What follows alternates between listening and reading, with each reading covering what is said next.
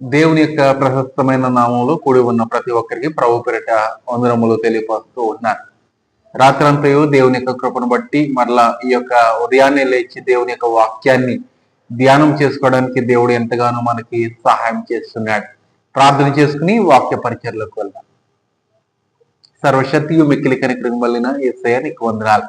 ఈ సమయం ప్రభు నీ యొక్క వాక్యాన్ని ధ్యానం చేస్తుండగా వినిచుండగా నైనా మరి వినే బుద్ధిని గ్రహించే శక్తిని మాకు మీరు అనుగ్రహిస్తారని యేసు నామములో అడిగిపెట్టుకుంటున్నాము తండ్రి, ఆమేన్. ప్రియ దేవుని బిడ్డలారా, ఈ యొక్క నేటి దినము మనము ధ్యానము చేయబోచున్న వాక్యాంశము ఆయనలో నివసించుట.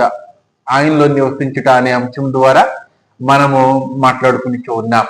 ఈ లోకంలో మనం చూసుకున్నట్లయితే మనము ఒక గృహంలో నివసిస్తూ ఉంటాం. అధిక ధనం ఉన్నట్లయితే చక్కగా బంగ్లాలు వాటిలో నివాసము చేస్తూ ఉంటారు.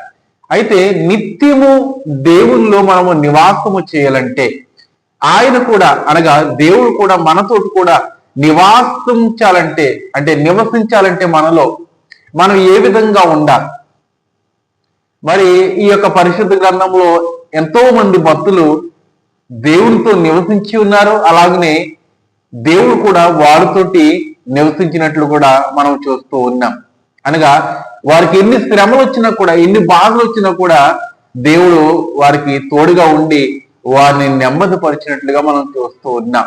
ఈ నేటి దినాల్లో కూడా ప్రియ దేవులారా, శ్రమలు లేని జీవితము ఏ జీవితము లేదు. ఏమండి, పాపము లేనివాడు ఎవరునూ లేరు, అలాగనే శ్రమలు లేనివాడు ఎవరునూ లేరు, అనారోగ్యము లేనివారు ఎవరునూ లేరు. కానీ దేవుడు ఒక వాగ్దానం ఇస్తున్నాడు. గాయము పెట్టివాడు నేనే, గాయము కట్టువాడును కూడా నేనే అని ఆయన వాగ్దానం ఇస్తూ ఉన్నాడు. గనుక విశ్వాసముగా ఉన్నప్పుడు ఎన్నో సమస్యలు వస్తూ ఉంటాయి. విశ్వాసంగా లేనప్పుడు వస్తూ ఉంటాయి. విశ్వాసంగా ఉన్నప్పుడు ఇంకనూ అధికమైన శ్రమలు వస్తూ ఉంటాయి. అయితే విశ్వాసంగా ఉండొద్దని నేను అనను, కానీ విశ్వాసంలో ఉండి చివరి వరకు దేవుని యొక్క ఆశీర్వాదం పొందుకుంటారో వారు మాత్రమే పరలోకానికి వెళ్ళే అవకాశం ఉంటారు. కనుక ప్రియ బిడ్డలారా, శ్రమలు వస్తున్నాయి కదా అని మనము దేవుణ్ణి విడనాడకూడదు ఎప్పుడు. అలాగా ఒక భక్తుడు ఉన్నాడు. ఆ భక్తుడిని మనం చూసుకుందాము. దావీదు కీర్తన 23వ అధ్యాయము 6వ వచనంలో చాలా చక్కగా ఈ మాటలు మనకు తెలియజేస్తూ ఉన్నాయి. నేను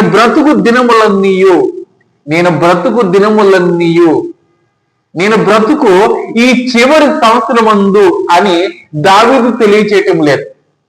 నేను బ్రతుకు దినములన్నీ ఎవరి ప్రాయంలోనే దేవుణ్ణి ఆయన ఎరిగి ఉన్నాడు. ఎవరి ప్రాయంలోనే దేవుణ్ణి ఆరాధన చేస్తున్నాడు మనస్ఫూర్తిగా. ఆయన యొక్క ఎవరి ప్రాయాన్ని లోకానికి అర్పించలేదు, కానీ దేవునికి అర్పించుకుని ఉన్నాడు. ఎవరి ప్రాయంలోనే దేవుని మీద ఆనుకోవడం ద్వారా గొలియాతును కూడా ఆయన సమకరించి ఉన్నాడు. ఎంతో మందికి ఖడ్గములు ఉన్నాయి, ఎంతో మందికి అక్కడ గుర్రాలు ఉన్నాయి, రౌతులు ఉన్నాయి, కానీ వారు ఎవ్వరూ ముందుకెళ్ళకపోయారు. ఎందుకంటే ఆ ఎత్తు కలిగిన, ఆ దృఢమైన శరీరము కలిగిన ఆ వ్యక్తిని చూసి భయపడిపోయి ఉన్నారు ఆ యొక్క జనమంతయు. కానీ ఈ యొక్క యవనస్తుడు, యవన ప్రాయంలో ఉన్న ఈ యొక్క దావీదు మాత్రమో ఆ గొలియాతును చంపి ఇజ్రాయేల్కు చక్కటి కీర్తినిచ్చి ఉన్నాడు. ఇజ్రాయేల్ ప్రజల్ని అవమానపరుస్తున్నాడు ఆ గొలియాతు. ఆ అవమానాన్ని బట్టి, ఆ మాటలను బట్టి రోషము కలిగి ఈ యొక్క దావీదు అతని మీదకు వెళ్ళి ఉన్నాడు. ఒకే ఒక్క రాయితోటి అతన్ని చంపి ఉన్నాడు. ఎందుకని? ఆ రాయి, ఒక్క రాయితోటి ఎలా చంపి ఉన్నాడు? కేవలం విశ్వాసము మాత్రమే. ఆ విశ్వాసము ద్వారా ఆ గొలియాతు చనిపోయినట్లుగా మనం చూస్తూ ఉన్నాం. అలాగనే నేను బ్రతుకు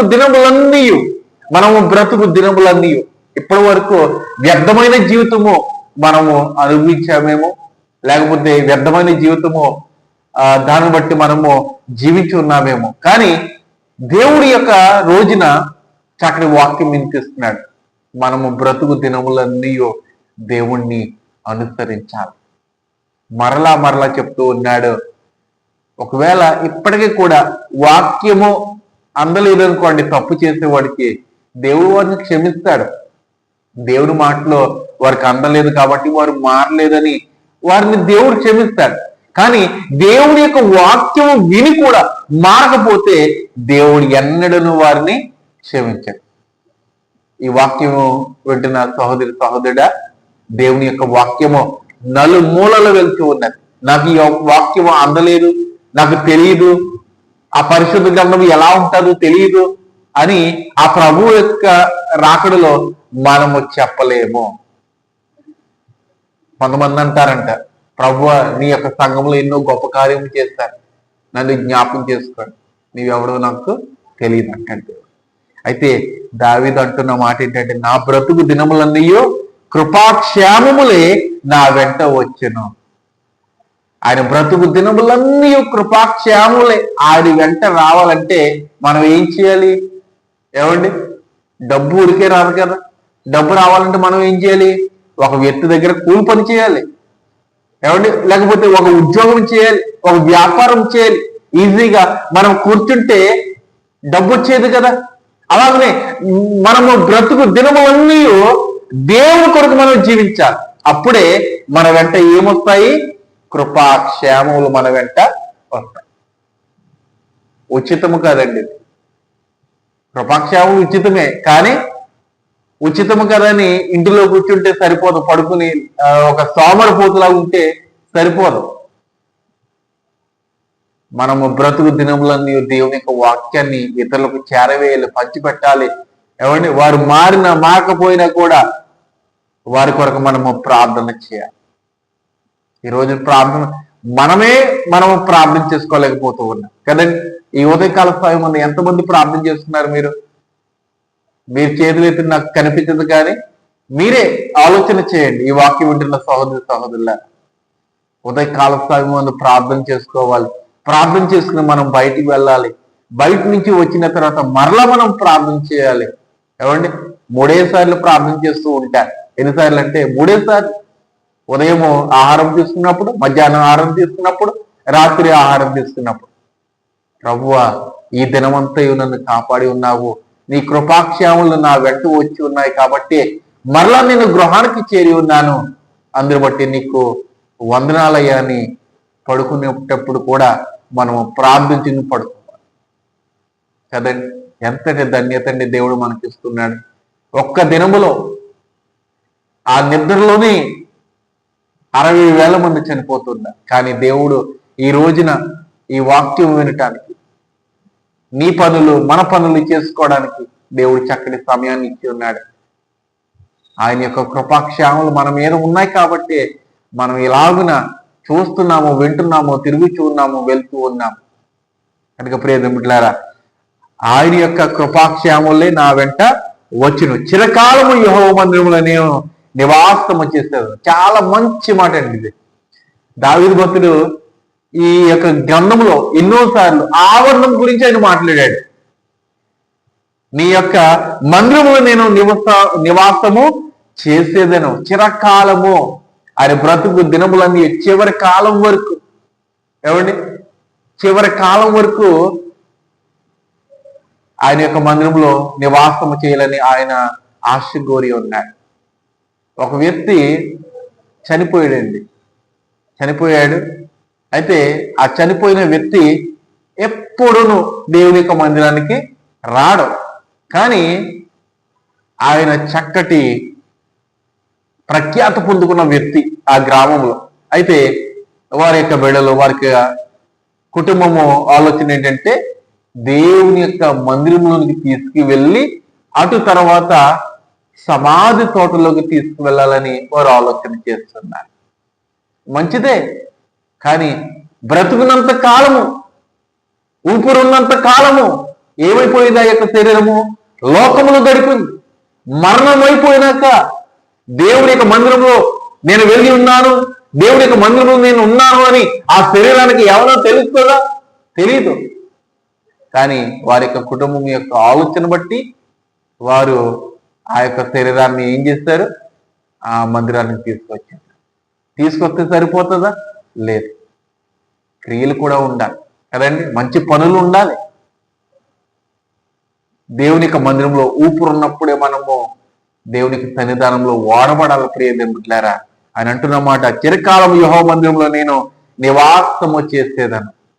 చిరకాలము ఆయన యొక్క సన్నిధానంలో నివాసము చేసేదను. ఈ పరిశుద్ధ గ్రంథంలో 66 పుస్తకాల్లో ఈ యొక్క దావీదు కీర్తనే పెద్ద గ్రంథము కింద మనకు కనబడుతున్నారు. దేవుని యొక్క చిత్తమైతే పరలోకంలో ఈ దావీదును మనము మరలా చూడగలము. అందమైన వాడంటండి దావీదు, చాలా సుందరముగా ఉంటాడంట దావీదు. దేవుడు అతన్ని ఎందుకున్నాడు? అనేక జనాంగానికి ఆయన సాదృశ్యముగా మనకి కనబడుతూ ఉన్నారు. ఏమండి? కనుక ప్రియమిత్రులారా, ఇంకొక వాక్యం చదువుకుని మనం ముగించుకుందాము. ఇక్కడ 84వ కీర్తనలో 10వ వాక్యంలో, నీ ఆవరణలో ఒక దినము గడుపుట 1000 దినముల కంటే శ్రేష్టము, భక్తిహీనుల గుడారములు నివసించుట కంటే నా దేవుని మందిర ద్వారమునొద్ద నుండుట నాకు ఇష్టము. దేవునికి మహిమ కలుగుగా. ఎంత తగ్గింపు జీవితం! ద్వారము యొద్ద నిలబడుట నాకు ఎంతో శ్రేష్టము. ఏమండి? ఈ యొక్క ఇహలోకపు గృహంలో ఉండే కంట దేవుని యొక్క మందిరములు నివసించుట ఎంతో ధన్యత అంటున్నాడు. ఒక్క దినము దేవుని యొక్క మందిరంలో గడుపుట 1000 దినములకు శ్రేష్టము కదండి. ఒక్క దినము గడుపుట 1000 దినముల కంటే శ్రేష్టము. ఒక్క దినానికి 24 గంటలు. జ్ఞాపకం చేసుకోండి ప్రియ దేవులారా, 24 గంటలు. 24 గంటలు దేవుని యొక్క మందిరంలో ఆ విశ్రాంతి దినం రోజున గడుపుతూ ఉన్నాము. విశ్రాంతి దినానికి మనం వెళ్తూ ఉన్నాం. ఎప్పుడు వెళ్తున్నాము? ఆరాధన అయిపోయినాక, పాటలన్నీ అయిపోయినాక, ఇంకా ముగింపు వాక్యానికి వచ్చేసిన తర్వాత దేవుని యొక్క మందిరానికి వెళ్ళి ఆ ప్రార్థనలో, చివరి ప్రార్థనలో ఏకోపించి, దేవా నన్ను దీవించు అని మరలా ఒక్క పావు గంటలో బయటకు వచ్చేది. దేవునికి మనము ఎంత సమయము కేటాయిస్తున్నామో ప్రియ దేవుని జనాంగమా. ఒక్క దినం అంటే 24 గంటలు. 24 గంటలు నీలో గడపాలి అని ఆ దావీదు భక్తుడు ఆలోచన చేస్తున్నాడు. దావీదుకి పని పాఠం లేదా? రాజ్యం ఉన్నది, సైన్యం ఉన్నది, ఎంతో మంది శత్రువులు ఉన్నారు, పోట్లాడుతున్నారు, యుద్ధం జరుగుతూ ఉన్నది. అయినను కూడా దేవా నీ మందిరంలో గడపాలని నేను ఆశ కోరి ఉన్నానయ్యా అంటూ ఉన్నాడు. మనకేమి పని పాఠం ఉండదు, కానీ దేవుని యొక్క మందిరంలో ఒక్క గడియ కూడా ఫోన్ చూడకుండా, ఇతరులను చూడకుండా, మన యొక్క కనుదృష్టి మళ్లించకుండా దేవుని యొక్క మందిరంలో ఒక్క గంట అయినా మనము కూర్చుంటున్నామా? మన మనస్సాక్షిని ఒకసారి ప్రశ్న వేసుకోండి. ఎవరో వచ్చి మనకు చెప్తారని కాదు, మనస్సాక్షిని మనము ప్రశ్నించుకోవాలి ప్రియ దేవుని బిడ్డలారా. ఈ ఉదయకాల సమయం ముందు ఆ దినము ఎప్పుడు వస్తుందా? ఏ దినము? దేవుని యొక్క మందిరంలో గడిపే దినము ఎప్పుడు వస్తుందా అని ఆలోచన చేయాలి. ఈ యొక్క 6 దినాలు ఆలోచన చేస్తూ ఆ 7వ దినందు దేవుని యొక్క విశ్రాంతిలో పాల్గొంటూ దేవుని యొక్క ఆశీర్వాదంలో మనం పొందుకోవాలి. ఒక్క గడియ, ఒక్క దినము ఆయనకు సమర్పించుకోండి. దేవుడు మన యొక్క తలరాతలను ఆయన మార్చేస్తాడు. దేవుడి యొక్క మాటలను దీవించి ఆశీర్వదించింది గాక. ఆమె ప్రార్థించుకుందాం. పరిశుద్ధుడ ప్రేమల తండ్రి యేసయ్య నీకు వందనాలు. ఈ దినమందు మాకు ఇచ్చిన చక్కటి వాక్యాన్ని బట్టి నీకు వేలాది స్తుతులు, స్తోత్రములు తెలియపరుస్తూ ఉన్నాం తండ్రి. ఈ వాక్యం విన్న వారిని, ఇతరులకు చేరవేస్తున్న వారిని ప్రతి ఒక్కరిని దీవించండి. ఇదిగో ప్రభువా, సహోదరులు ప్రభా మరి ప్రమిళ గాని బట్టి, ఏడుకొండలు గాని బట్టి వారు స్వదేశానికి రాబోతున్నారు. వారి యొక్క ప్రయాణకాలంలో తోడుగా ఉండండి. అలాగే సహోదరుడు ప్రవీణ్ గారిని ప్రత్యేకంగా దీవించండి నాయన. వారికి చక్కటి ఆరోగ్యం ఇచ్చి చక్కటి ఉద్యోగాన్ని మీరు ఆ యొక్క దూరదేశంలో మీరు కల్పిస్తారని ఇచ్చి ఉన్నాం. అలాగే దూరదేశంలో ఉన్నవారు, స్వదేశంలో ఉన్నవారు ఎవరైతే అనారోగ్యంలో వారిని కూడా మీరు ముట్టి స్వస్థపరుస్తారు.